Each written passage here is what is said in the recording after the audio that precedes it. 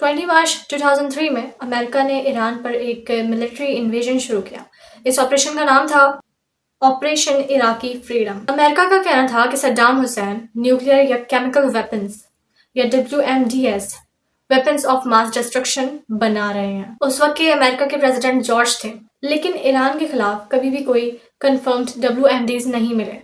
इसके बावजूद भी इस इल्ज़ाम को कि इराक जो है केमिकल या न्यूक्लियर वेपन्स बना रहा है, इसको बरकरार रखते हुए इराक की ज़मीन को तबाह बर्बाद कर दिया गया। 2004 में CIA, civilian foreign intelligence service of the US federal government ने भी एडमिट किया कि इराक के पास WMDs नहीं थे। नाउ 2025 में भी ट्रम्प ने इसी तरह का कुछ इतिहास दोहराने की कोशिश की है। कल तक की न्यूज में ईरान इजराइल से जीत रहा था और अमेरिका 2 हफ्तों के लिए पीछे हट गया था, लेकिन फिर रातों रात 21 जून 2025 को अमेरिका ने इस जंग में खुद ही छलांग लगा ली, claiming we are gonna save the world from the upcoming disasters due to the nuclear facilities of Iran. Iran के शहर तेहरान, इस्फहान और नतंज में मौजूद 3 न्यूक्लियर साइट्स को उड़ा दिया गया। आखिर क्यों? There was no logic of America being involved in this war just to extend it. Israel के ट्रम्प का कहना है कि इसराइल को न्यूक्लियर वेपन्स के एम्बिशंस को छोड़ देना चाहिए। These people cannot have nuclear weapons. वो JCPOA एग्रीमेंट को क्रिटिसाइज करते हुए कहते हैं कि ये तो एक फिक्स और टेम्परेरी फिक्स था कि जिसने ईरान को न्यूक्लियर वेपन्स बनाने से रोका तो नहीं जा सका, लेकिन स्लो डाउन जरूर कर दिया गया है। लेकिन सुनने में तो ये आया है कि ईरान अगले आने वाले 5 से 10 सालों में एक न्यूक्लियर आर्म कंट्री बन जाएगा।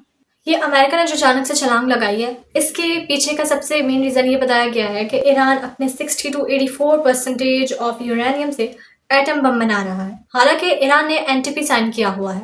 ईरान का कहना है कि वो न्यूक्लियर वेपन्स नहीं बना रहे, बल्कि सिविलियन न्यूक्लियर एनर्जी के लिए यूरेनियम का यूज कर रहे हैं, यूरेनियम को एनरिच कर रहे हैं। इवन के ईरान के सुप्रीम लीडर आयतुल्लाह खुमैनी ने भी अपने फतवे में ये कहा है कि न्यूक्लियर वेपन्स बनाना ममनू है, हराम है। इवन के Tulsi Gabbard, Trump's director of national intelligence, ने बताती हैं कि ईरान न्यूक्लियर वेपन्स नहीं बना रहा था, लेकिन हमारे ट्रम्प साहब को इनसे कोई फर्क नहीं पड़ता। इन्हें अपना फैसला जो इन्होंने लिया कि इन्होंने इंटरनेशनल लॉ के अगेंस्ट जाके बिना किसी कांग्रेस के परमिशन के इन्होंने जो वॉर का ऐलान कर दिया है इसराइल एंड ईरान में, और खुद भी जंप मार दी है अचानक से, ये प्रॉमिस करने के बावजूद भी अमन कायम करना है। लेकिन इन्होंने अमन कायम करने के नाम पर ये जो जंग छिड़वा दी है, इन्हें ये नहीं दिखा। आगे बढ़ने से पहले जरा JCPOA की तरफ नजर डालते हैं और देखते हैं ये क्या है और इसमें क्या एग्रीमेंट हुआ था।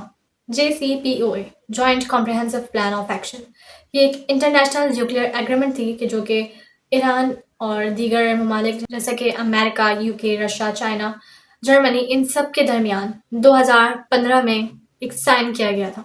तो क्या मकसद था इस एग्रीमेंट का? मकसद ये था कि ईरान को न्यूक्लियर वेपन बनाने से रोका जाए, लेकिन साथ ही उसे सिविल न्यूक्लियर एनर्जी का हक भी दिया जाए। एग्रीमेंट में ये चीजें इन्वॉल्व थी कि ईरान अपने यूरेनियम के एनरिचमेंट को लिमिटेड रखे, अपने न्यूक्लियर साइट्स को इंटरनेशनल इंस्पेक्टर्स के लिए ओपन रखे और न्यूक्लियर बॉम्ब्स बनाने वाले मटेरियल्स का स्टॉक पाइल अपने पास कम रखे। लेकिन 2018 में ट्रम्प ने अमेरिका को डील से ही निकाल दिया, ये कहकर कि ईरान पर भरोसा नहीं किया जा सकता। आखिर ऐसा क्या कर दिया ईरान ने कि अमेरिका का उस पर से भरोसा ही टूट गया? और अगर टूट गया, चलो मान लिया भरोसा टूट गया, तो अमेरिका को खुद को JCPOA एग्रीमेंट से निकालने की क्या जरूरत थी? बजाय ईरान पर प्रेशर डालने के, उस पर शक करने के, अगर अमेरिका इन्वॉल्व रहता उस एग्रीमेंट में, तो आज जो ईरान को ज़रूरत पड़ रही है, उस पर जो प्रेशर डाला जा रहा है, उस पर जो शक किया जा रहा है, अगर इसकी वजह से ईरान को ज़रूरत पड़ रही है अपनी सेफ्टी के लिए एटम बम बनाने की, तो एग्रीमेंट तो टूट चुका है। तो अब उसे क्यों प्रॉब्लम हो रही है कि ये डेंजरस है मिडल ईस्ट के लिए, और ईरान बनाएगा तो कोरिया और जापान भी बनाएंगे, कहेंगे कि हमें भी हक है बनाने का। जापान और कोरिया जैसे ममालिक में भी यूरेनियम की इतनी तादाद है कि वो न्यूक्लियर वेपन्स बना सकते हैं। उन सब ने NPT भी साइन किया हुआ है, जिसकी वजह से वो नहीं बना रहा है।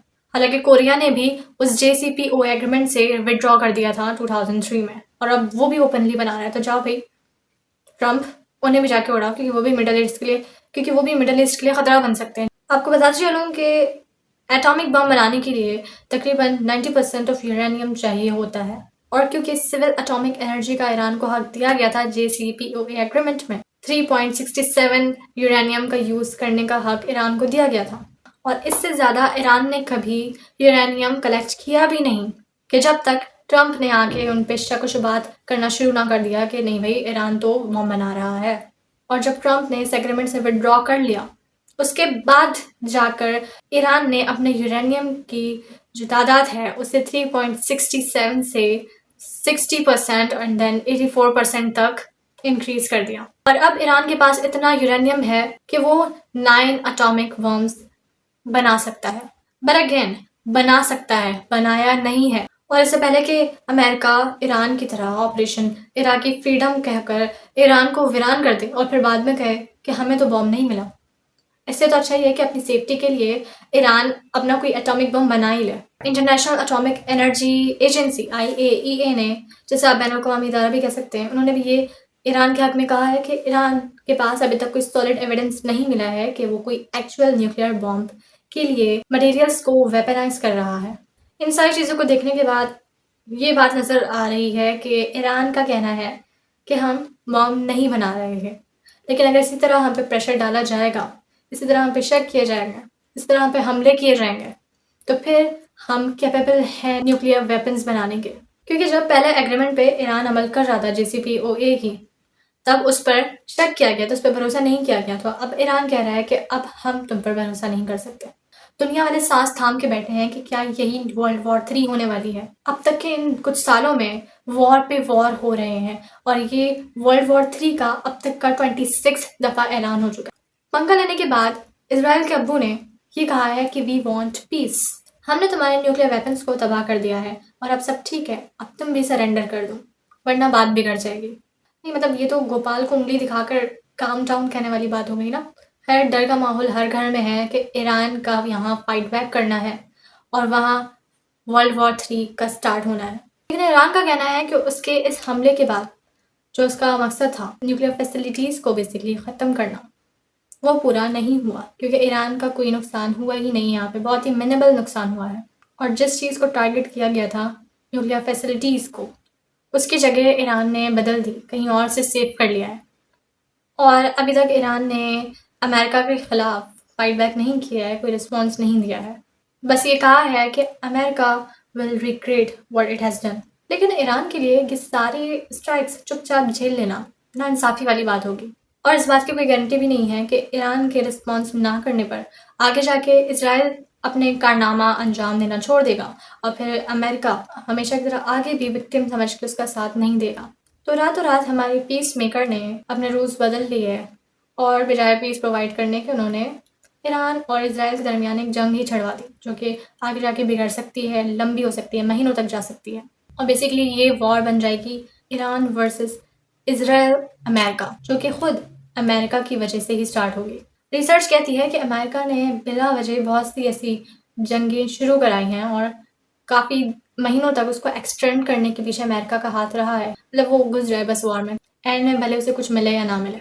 और शायद इसी तरह इस दफ़ा भी ईरान और इसराइल के बीच में अमेरिका ने जो है एंट्री मारी है और फिर इस वॉर को अब एक्सटेंड करने के पीछे अमेरिका का एक बहुत बड़ा रोल होगा अगर ईरान ने फाइट बैक किया तो। सुनने में तो यह आया है कि ईरान जो है अमेरिका US की मिलिट्री बेसिस पे अटैक करेगा, पर अभी तक कोई एक्शन नहीं लिया गया। लेट्स सी क्या होता है।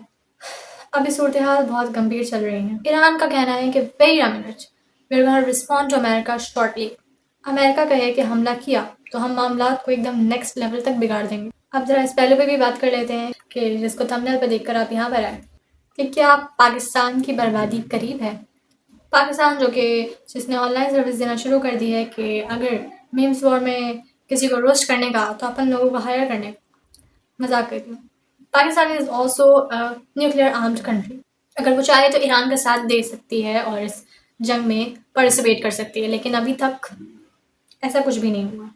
इनफैक्ट कि रिसेंटली पाकिस्तान इंडिया की जो वॉर हुई थी और उसमें ट्रंप ने आकर इस सीज़ फायर करा दिया था, जिसकी वजह से अमन कायम हो गया था। इसका नोबेल प्राइज़ पाकिस्तान ने रिसेंटली अभी अमेरिका के प्रेसिडेंट ट्रंप को दिया है, जिसको दिए हुए अभी 24 घंटे भी नहीं हुए थे कि उसने जाके ईरान पे हमला कर दिया। जहाँ इस वक्त पाकिस्तान को फुल फ्लैश्ड होकर ईरान का भी साथ देना चाहिए। अगर पाकिस्तान की गवर्नमेंट ने अमेरिका का साथ दिया और ईरान और इसराइल की जंग में ईरान शिकस्त पा गया तो फिर अगला नंबर पाकिस्तान का होगा।